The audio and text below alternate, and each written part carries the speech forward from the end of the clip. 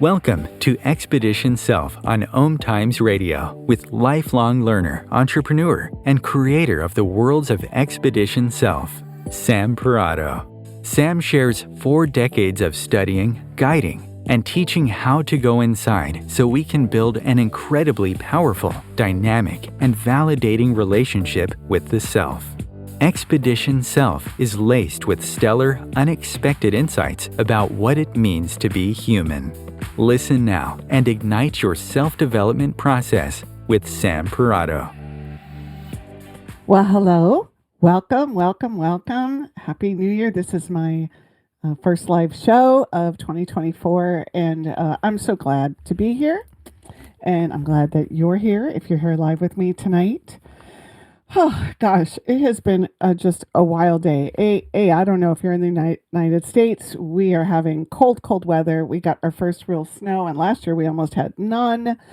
But what's really odd today is every time I turned around, I was confused. I mean, it was almost like someone took my brain, shook it all up, all the little pieces inside, scrambled it up, and made everything look different. I don't know. I'm going to take that as something that's actually like a cool thing, because at the moment it feels like all it did is create confusion all day. But one of the examples is that tonight we're talking about how to avoid setting yourself up as you're taking on like new habits or activities or goals for this year. And I kept reading our little promo that we do about it. I kept reading it as avoid selling yourself out. I don't know. I got so confused. Next thing I knew, I had everybody else confused. So let's hope that the show itself doesn't produce confusion for you. That's not like good confusion, because sometimes there's really great confusion. Anyway, gosh. Oh, I know. I wanted to tell you something else. I happened to be looking on Instagram earlier, and I want to share with you what it said, because I'm pulling it up, if you're wondering what I'm doing over here. Okay, I took pictures of it. Now I remember what I did with it. Okay. So, okay, this is just the weirdest thing. I thought I took pictures of it. Albums. There we go. Oh, here it is. Okay, I found it. I'm so excited. Okay. So I follow someone called Asta Darling, who does a lot of cosplaying, and she's an amazing seamstress, and she makes a lot of historic costumes. Anyway, she posted this from somebody from TikTok at Chuckomatic2. And basically, she was agreeing with this mindset, but I got a kick out of it just for tonight's show. And he basically posted, in 2024, I'm going to remind myself that my ducks are not required to be in a row. See, ducks fly in a V formation. This is all his. If you could see it, he has this, face on this. So as long as all of my ducks are in the general area, so as long as all my ducks are in the general area, he thinks that the V that they fly in means vicinity. And so in his mind, ducks fly in a V formation. So as long as all of my ducks are in a general area, then I'm good. Anyway, I kind of screwed that up. I think that's kind of funny one way or the other. I just had someone write me and say that I am cutting in and out. And so if I am doing that for you tonight, I'm not sure what to do about it, except to let you know I've heard you, and I'm acknowledging it. And at break time, we'll see if there's anything I can do to adjust it. But in the meantime, I'm just going to have to go forward with that here. So, all right, welcome. So before we talk about what is new for you or where you want to go, I'd like to do a bit of reflection around last year and how you're actually viewing your process. So you can imagine I read and follow lots and lots and lots of people who are constantly sharing their wisdom or their framework for growth. And one of the things I see over and over and over, it's actually at the root of much of what's talked about, is that everything that happens in your life is in some way, connected to how you think about it or how you relate to it. So, and it's certainly, I talk about that a lot too, right? It's kind of like, well, what's your thought process that's going on around this, and how are you showing up to it with your thinking? So, when we talk though about that reflection of last year, the way it's the way you could think about it is it's to look at something that was really difficult, and instead of just dealing with it, it felt difficult, but you actually see the value in it or what it brought to you after the fact that you couldn't see while you were actually going through it. Like it's possible to see loss and suffering in a new light by becoming less attached to some tangible aspect of the world. But to me, when we're really thinking about how to set ourselves up well, how to really connect with ourselves as we, look upon where we've come from, right? The real question is, do you really believe it? Does it really feel true?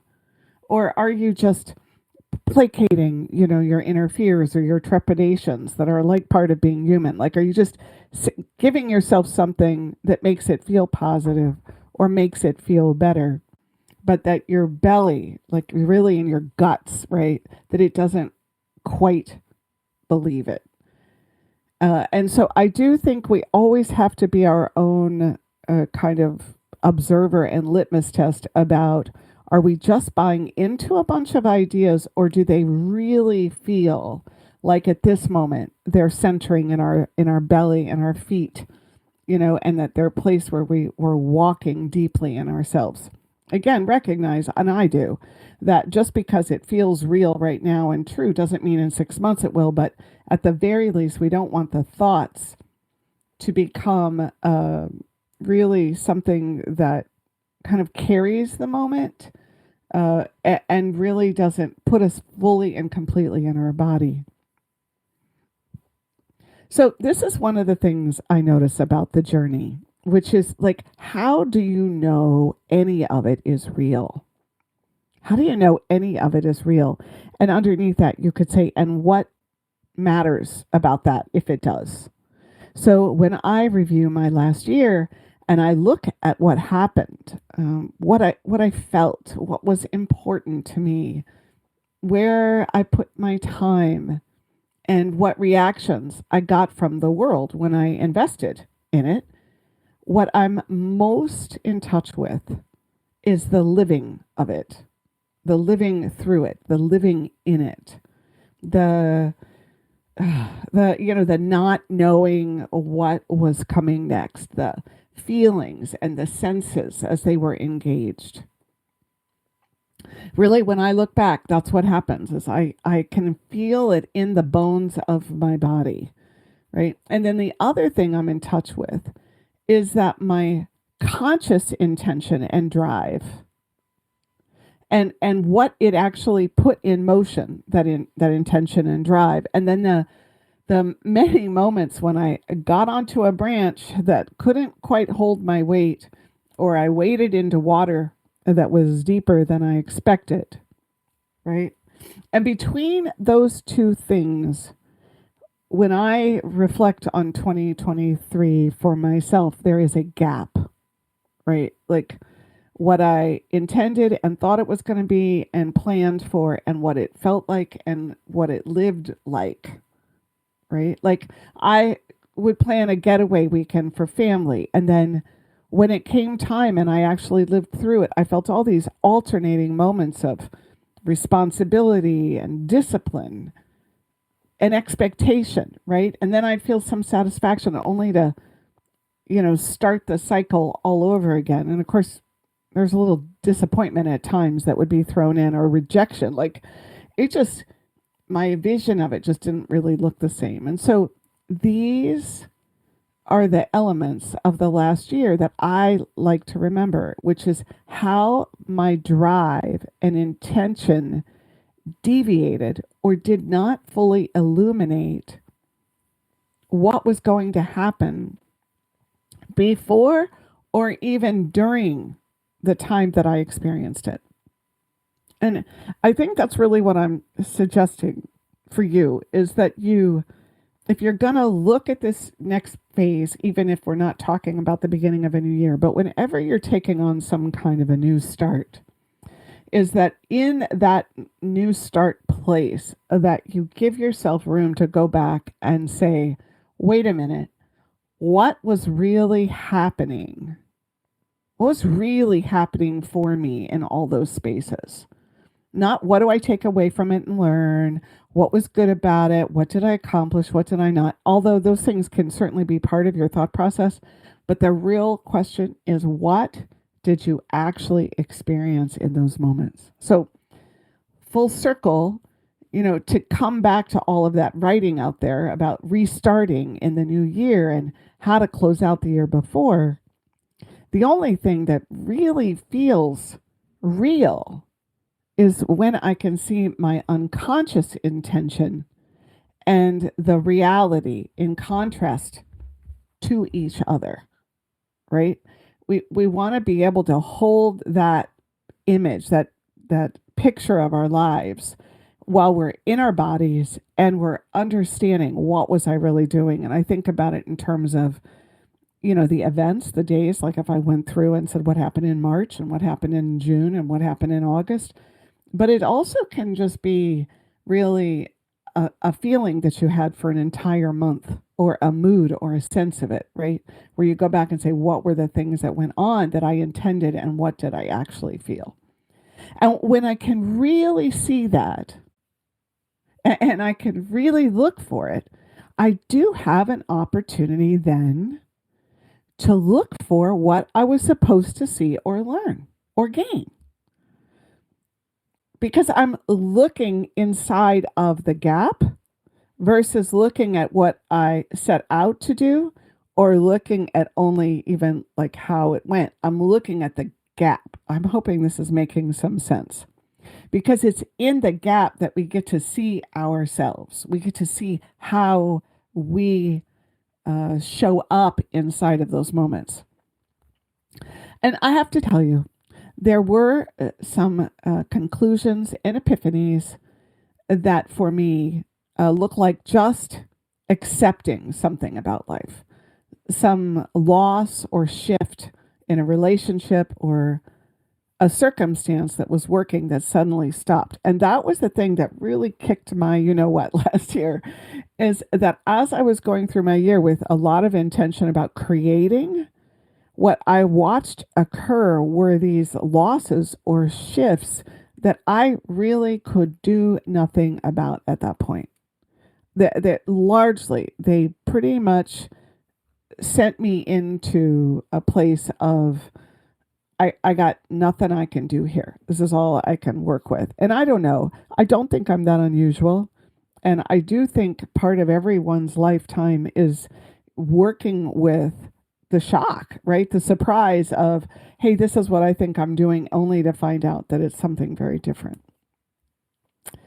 So it's right here that I want to highlight how important it is that you know your own life themes, that you spend time thinking about the patterns that you use to explain, understand, you use to mitigate the overpowering nature of life and humanity at work, right? You have themes, whether it's the theme about what love is, whether it's exploring power, whether it's all about productivity, whether it's coming in and working with freedom.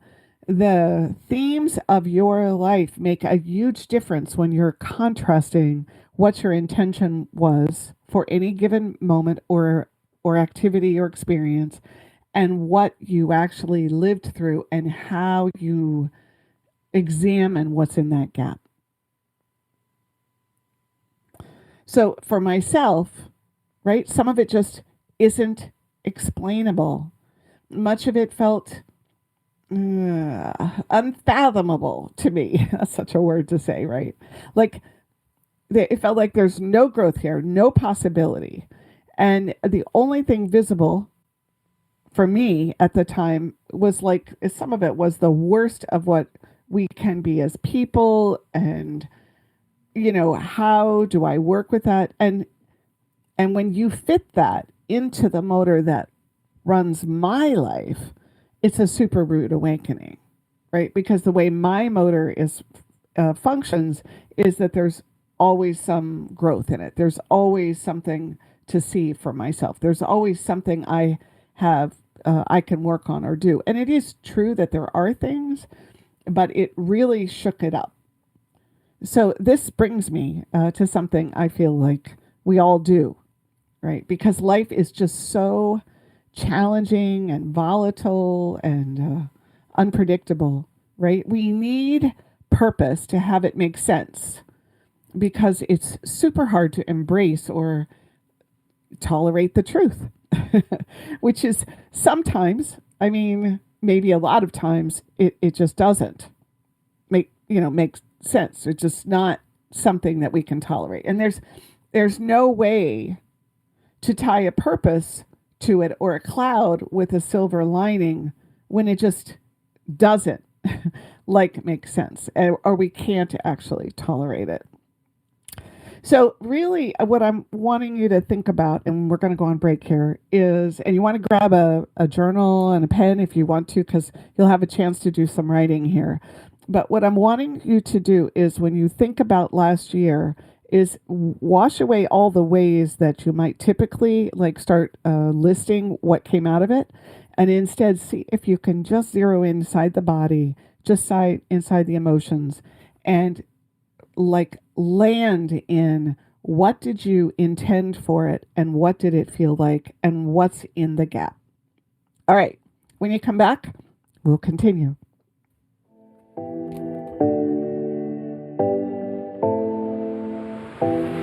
The best of the holistic, spiritual, and conscious world. Om Times Radio. IOM FM. Ascending Hearts is no ordinary dating site, but a spiritual dating site with a purpose, to link you with your soulmate. We engineer the serendipity so you can trust that you will attune with someone that has the same matching vibration as you. Ascending Hearts, the conscious dating site for the spiritually aware. Try Ascending Hearts for free. AscendingHearts.com. My name is Victor Furman. Some call me The Voice. I've always been fascinated with human nature, spirituality, science, and the crossroads at which they meet. Join me Wednesdays at 8 p.m. Eastern on Om Times Radio, and we'll explore these topics and so much more on Destination Unlimited. If I could be you, and you could be me, for just 1 hour. If you could find a way to get inside each other's mind, walk a mile in my shoes. Walk a mile in my shoes. Walk a mile in my shoes. We've all felt left out, and for some, that feeling lasts more than a moment. We can change that. Learn how at belongingbeginswithus.org. Brought to you by the Ad Council. Walk a mile in my shoes.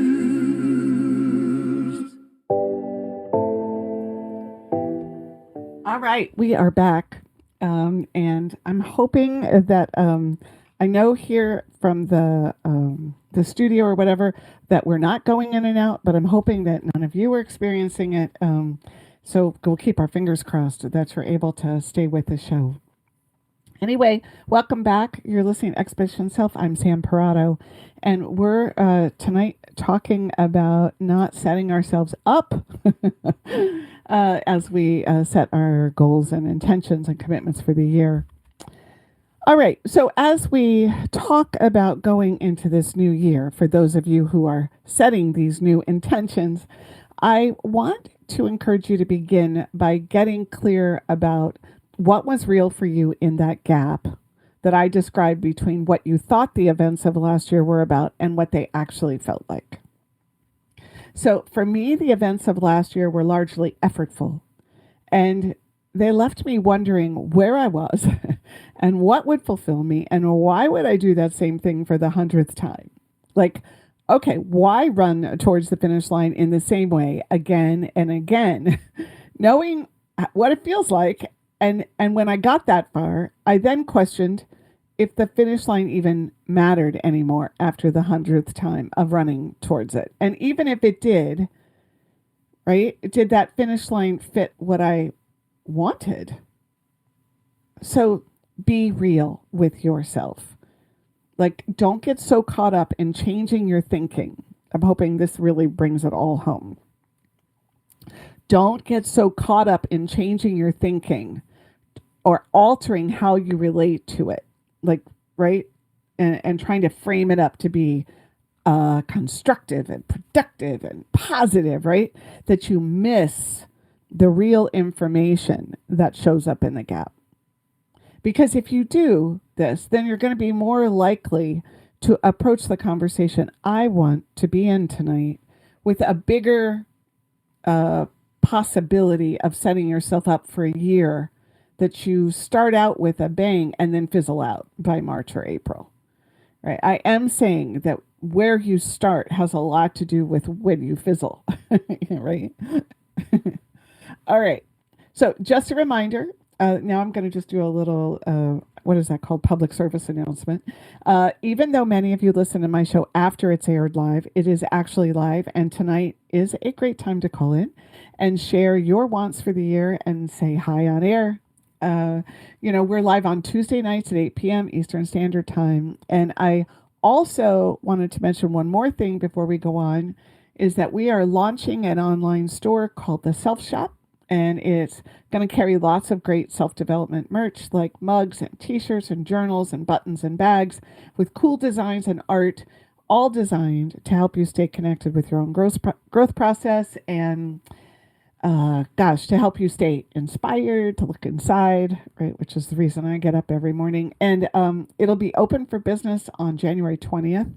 We're pretty sure at the Self Shop. We'll add the link to the radio show page of our website. So you can just go there, pop over, hit the link, right?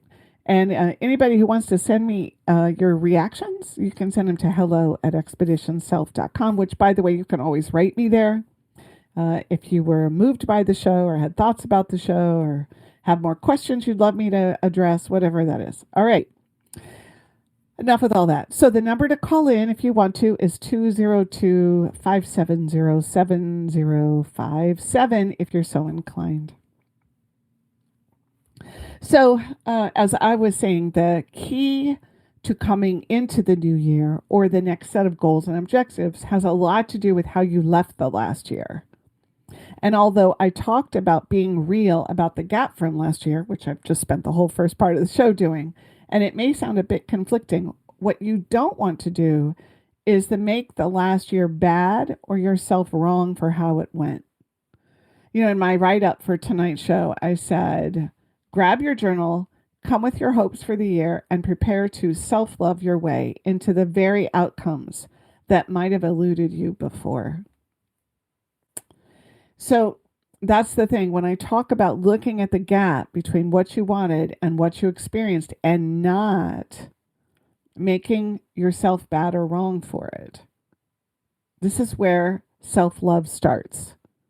It starts with being able to decipher the difference between not liking how something went or not enjoying it or experiencing it fully without making it wrong. Okay? It means that you're able to notice how something went and actually notice how you felt about it without making anything wrong. Is so hard. It's so hard. This is clearly a muscle development we have to go through. It means that you're standing inside of yourself saying, gosh, this was difficult or uncomfortable, but you're not blaming or shaming yourself for it, right? Or second guessing yourself, right? So, like, how do you do this? If I'm saying it's super hard, I think it's one of the big skill developments, right, of our process, right? Okay, I'm gonna give it my best shot to what I think, and that is that you have to start squaring off with the part of you that does the most surviving and driving inside of you.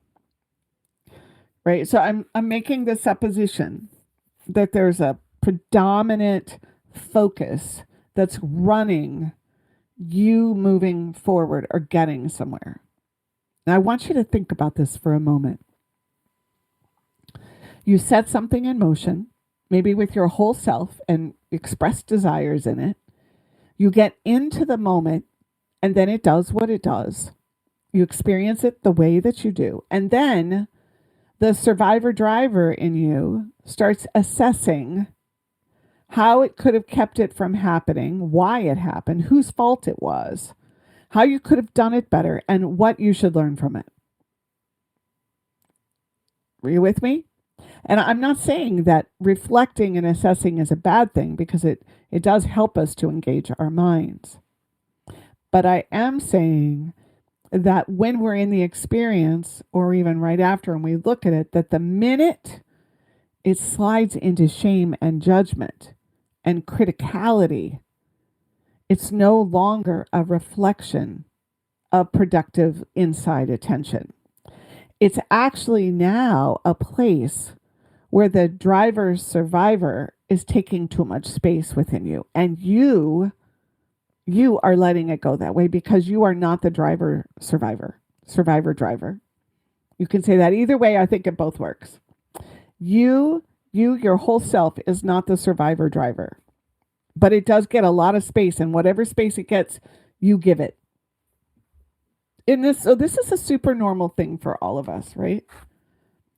But if it's going to stay in the lead, well, we're going to then set ourselves up. There it is. Set ourselves up from the very moment we think about what we want for ourselves this year, because we're going to make ourselves wrong for how last year went. And we can't help but have a reaction to that. We can't help but feel resentment against it way down deep, whether you know it or not. And then we're allowing it to go that way, right? We're allowing ourselves to say, that's right, something was wrong about last year. I'm going to make this year different. Because somewhere we bought into the idea that last year was our fault, like there is a fault, that it went the way it did, and that if we had done it better, then it would have felt different, right? There's wrong, stamp, right? Put it in the ink pad, stamp it all over. And we have to be really, really, really aware of ourselves and our thoughts and what's going on inside, because I think this happens in a very slippery way. But really what we know is that somewhere we've bought it. And now you're sitting here thinking about what you want this year, and maybe unknowingly basing it on that falsity. That's a very normal way for you to think, right? Because all of that thought process, and I know this sounds kind of deep, but all of that thought process is designed so you don't have to feel like you don't have power and control over your life, right? Because as long as you can find fault, as long as you can find a reason, as long as you can identify what you could have done better, guess what? You do not have to feel like our true mortal being, right? We just don't have to feel that. Like, I don't control it. I don't have all the control that goes with it. So now in this moment, I do want to speak to those of you growth types who feel like you've mastered this and you just don't do it anymore. And I'm going to ask you to look again, because every layer of life that gets lifted to go to the next stage of development has to have some of this embedded. Otherwise, we wouldn't be going to the stage of development. We'd already have it. Right? Now, I have found some version of this at every layer of myself, but it changes. It puts on a different mask every time. So I don't always recognize it at work. And this year is no different for me. I was coming into the beginning of this year with that gap around how I felt in my body as I got more active last year, and that part kicked in. And there I was making myself wrong again for years of too little movement and exercise. And then thinking I'd work on my health this year, well, yeah, it crept in and it was embedded and laced through and woven inside of what I would be taking on for myself here. Okay, hoping everybody's staying with me in this at this moment. All right. Okay. So this leads us to this next question, right? How do you make sure the survivor driver doesn't start surviving driving as you work with yourself this year? Well, you vow, strong words from me, right? You vow to be in relationship with it rather than giving it a full tank of gas and the car keys. You step towards it and you say, I see you.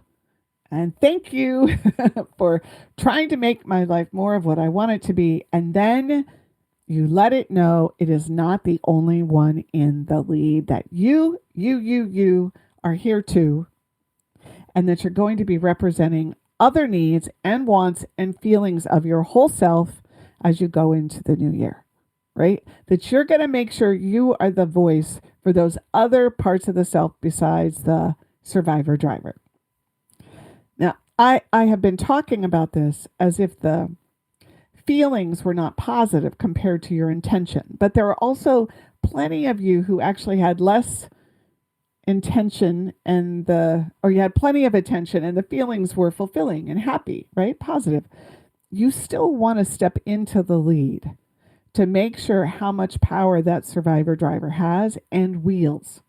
This is super important because if you're going to really self-love your way into the next growth stage of your life, well, then you're going to have to co-create with your survivor driver rather than letting it run the show. Okay, so now is a good time to pull out your journal and let's jot down some thoughts of last year that might turn into the dreams and plans and commitments you have for this year. Okay, I'm going to ask some questions. You can jot your notes down. Okay, you ready? Here you go. What did you set in motion last year that has you feel more secure and settled in your life now? What did you set in motion last year that has you feel more secure and settled in your life now? And what seemed to work against that intention? What undermined that intention? What upset or dislodged that intention? Okay, here's the next question. What activities did you participate in last year that brought you joy and gave you a glimpse of wanting more of that? Just jot down just a couple of activities or experiences or events. It can be tied to a specific date or maybe an overall thing. What activities did you participate in last year that brought you joy and gave you a glimpse of wanting more of that? All right, the next one is, how did you feel overpowered by life last year? Unable to make different choices, constrained by circumstances, and what did that look like in how your days went? How did you feel overpowered by life last year, unable to make different choices, and what did that look like?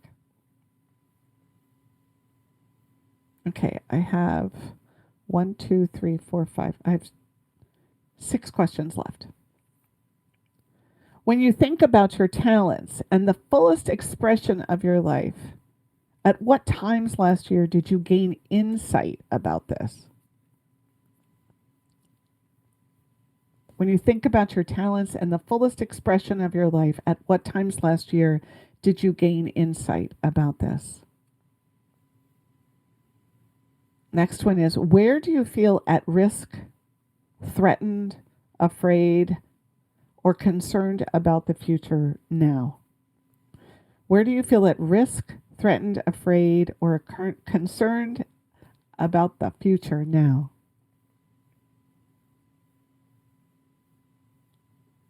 And if you could have anything you want in the coming year, what would it be? And how did last year inform your wanting? If you could have anything you want in the coming year, what would it be, and how did last year inform your wanting? 2 more questions. What didn't work last year? And what paradigms, beliefs, or ways of being are connected to this? And you can also answer what did work last year, right? And what paradigms, beliefs, or ways of being are connected. Oh, I was wrong. I have 2 more questions now. What seems to be waiting for you around the corner if you could only just something? Something is a blank. Fill in the blank. What seems to be waiting for you around the corner if you could only just something? Right. Fill in the blank.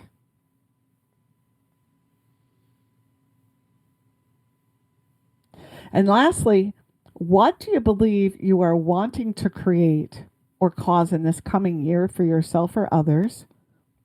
What are you wanting to create or cause in this coming year? And what caused you to come to this conclusion? What feeling, what experience, what set of events, what was it about last year that caused you to come to this conclusion? All right. So I know I went through them. You probably are like, wait, I didn't have enough time to write it all. That's the advantage to this being recorded, because you can listen to it again and go slower. But I'm hoping you kind of, the 1 or 2 that really pulled off, you start to think about, or you captured the essence of the questions and can go back and spend some time. And I'm going to assume that if you do spend that time with these questions, you will gain an additional insight into you and what's really working beneath the surface as you plan for this coming year. All right, when we come back from break, we're going to go through the 10 or 11 ways to think about your coming year.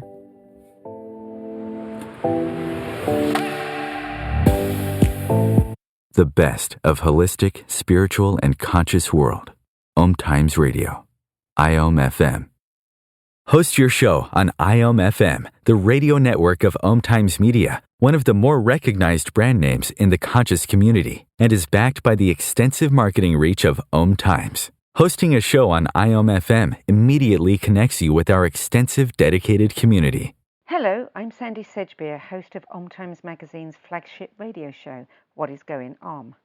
My passion is sifting through information, research, and innovations from new thought teachers, speakers, and researchers pushing back the boundaries of what we know about life, energy, metaphysics, and the universe.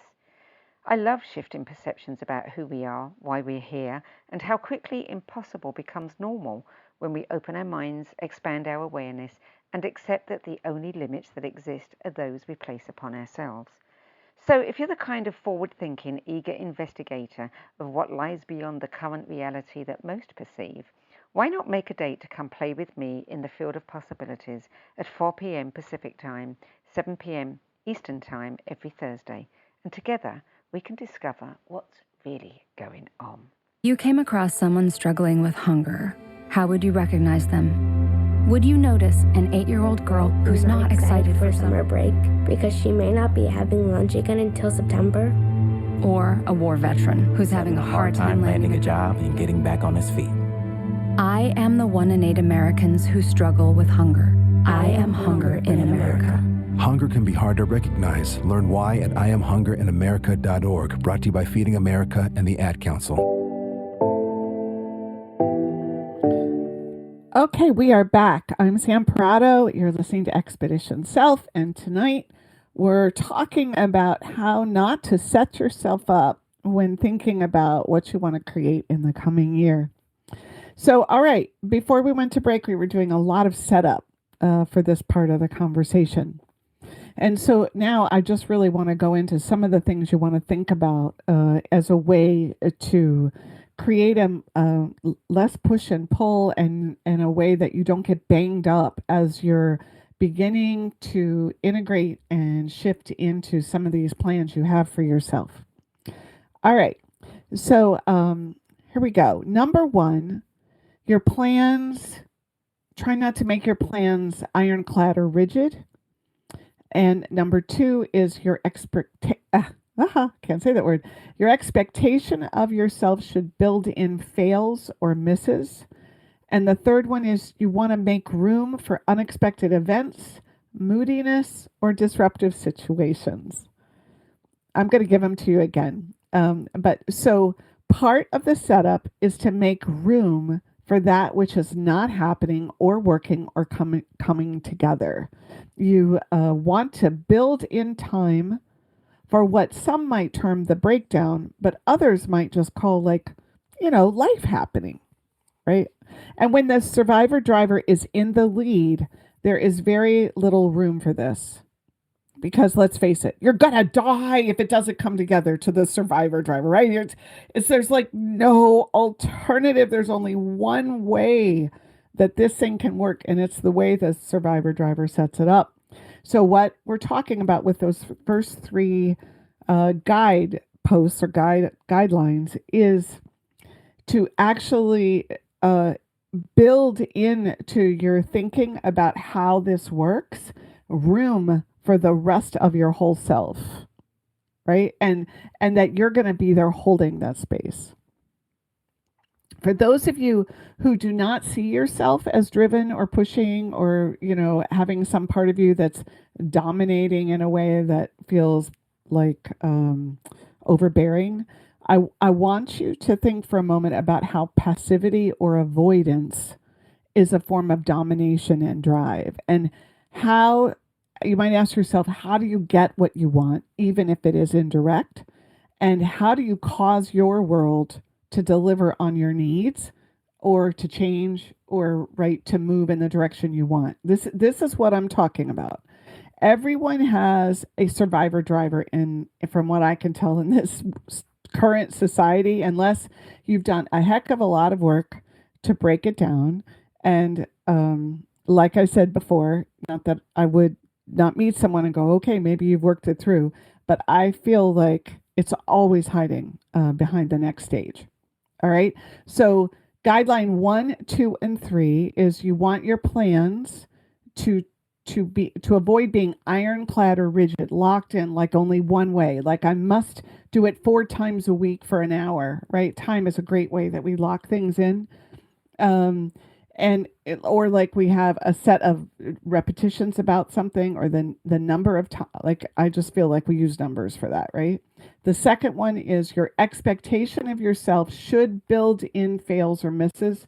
And of course, it's a little questionable that I'm even calling them fails or misses, because what we're saying is build in rest, period, build in pauses, build in confusion, losing direction, losing motivation, right? You want to build in if you're going to look at it cyclically, you want to build in the bottom of the cycle and the top of the cycle, right? Because this constant forever blooming thing that we expect of all of us, it doesn't really make room for the whole self. And it doesn't give us room to go into the unconscious world or to go into things we don't know that we don't know, and give them time to make themselves known, right? If you fill up every single minute and every single space, how does anything get heard from the inside? And the third one is you should make room for unexpected events, mood swings, and disruptive situations. Really, again, give yourself room to feel, right? Give yourself room to know that that's what life's doing, is dishing out constraints or dishing out something you didn't plan for. Okay, let's talk about the next step. So you want to really look for where you are motivating yourself from, right?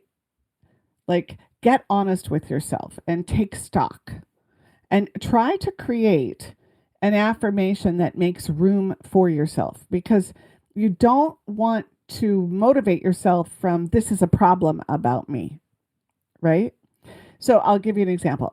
I have not been able to form an empowered relationship with mundane activities. And this year, I want to work with that, versus I procrastinate and don't get done what I need to do. Right? Your goals for yourself should be crafted with great care. And you want to write something that's actually inspiring for you, that you want to show up for, because Negative motivation, I don't think it works past the end of our toes. And if you do wrangle yourself into making change from that place, well, the cost to your overall well-being, like it shows up in ancillary ways that, maybe even less obvious, like your energy level or how rigid and tight you are in interactions or the way your relationships go, or maybe even how your future plans become possible, right? So if you can help it, you want to try not to use negative motivation as a way to get yourself to take action.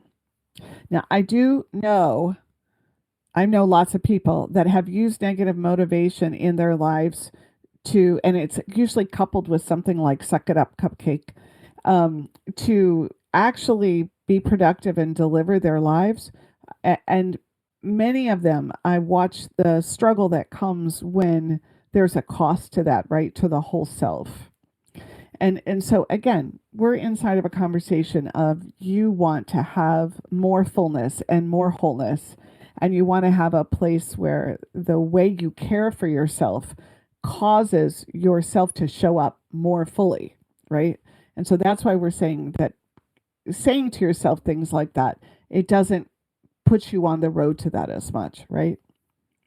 Like if I don't stop sitting around all the time, I may never have the kind of mobility I had just 10 years ago again. Like that's a statement I might make that's negative, right? Now there is some fear in there, and I think it's part of recognizing the story that is ours, but if you stop it from becoming this kind of noodle lashing and browbeating, I think you'll get further with your plans. So that's number 4. Craft your goals with great care. Okay, and 5, avoid negative motivation. And 6, acknowledge the fear that's at play. So here we are, we're talking about how to self-love ourselves into making things happen that matter to us, right? And so 7 is to empathize with your true journey, right? To appreciate where you've come from and to acknowledge what's been expected of you and to feel sad for moments that were sad. Now, I just want to couple these up for you, okay? Craft your goals with care, avoid negative motivation, and acknowledge the fear that is at play. If you are somebody that doesn't like to acknowledge you have fear, this one's going to be challenging, right? Because what happens is if you don't get the fear there, I don't know how you get to a place where you can empathize with your true journey. So all of this comes down to what is your theme? What are the things you have ease with and what don't you? Some people have a lot of access to knowing they're afraid. So this one, number 6, is easy. Acknowledge the fear that's at play. Well, I'm afraid I'm not going to be able to move, in 5 more years if I don't start exercising. Okay, so this 7, empathizing with your true journey, is really to give yourself room, not for the idea that, well, what did you expect? It's life. You have to deal with it. No, it's actually every single step of the way. I don't care whether 100 people said it was easy. It wasn't easy for me. I don't care if 100 people got to this place in their careers or this place in their marriage or this place with their creative output. They got their books published, right? We don't care. What we care is we want to empathize with the journey that is ours. And so this brings us to 8, is to make room for and imagine the unexpected. To take on the idea that anything that seems to be unbelievable can be believable. That someone who can help you may appear, someone kind may buy your coffee in the coffee line, or you may discover that what you thought was going to happen is interrupted by an unforeseen event. Like, believe in the unplanned and the unpredictable, and notice all the thoughts you may have that say, no way that happens to me, right? No way, I never am lucky. Or the background and experience that suggests maybe it's not the way things work. And so you have to take this one further. You have to find some words that you write down in your planner and post on your wall, some reminder to keep the possible present no matter what any hour or day looks like. So you can see what we're doing with this list is we're making room for your whole self, and then we're acknowledging the things that are at play deeper inside, and we're reminding ourselves that we're not in control or in exclusive power, right, of how it all goes. All right, so number 9, it has to do with choosing a phrase or set of words that grounds your entire mission for the year. The thing that if you see this or you do this or you think this, right, it brings 1,000 words and hundreds of hours of experience front and center, as if you were like looking at bees' wings working in slow motion and close up. This is the phrase that helps you wrap it all up in a beautiful package of wants and needs and desires and acknowledgement and recognition of effort. So when I came into this year, the first phrase I got was, if not now, when? And this was because I tend to approach everything as though it has to have a plan and then I have to work it. And the idea that the unpredictable is going to help me isn't my go-to. So these words, if not now, when, it helped with that. And then the other thing I do is I get into a power play with when or if I'm going to take action, like I have to choose it all, right? I never like give it over. So I try to hold on to the control when I could just flow from one moment to the next and stay with myself. Again, these words, they helped me allow that kind of give over that was important if I was going to really recreate my relationship with the mundane, which is what I'm about in 2024. So the last reason these words worked was because I overcommit. And my survivor driver is constantly in the lead when that happens. So that if not now, when actually allows me to be freer with my needs, right?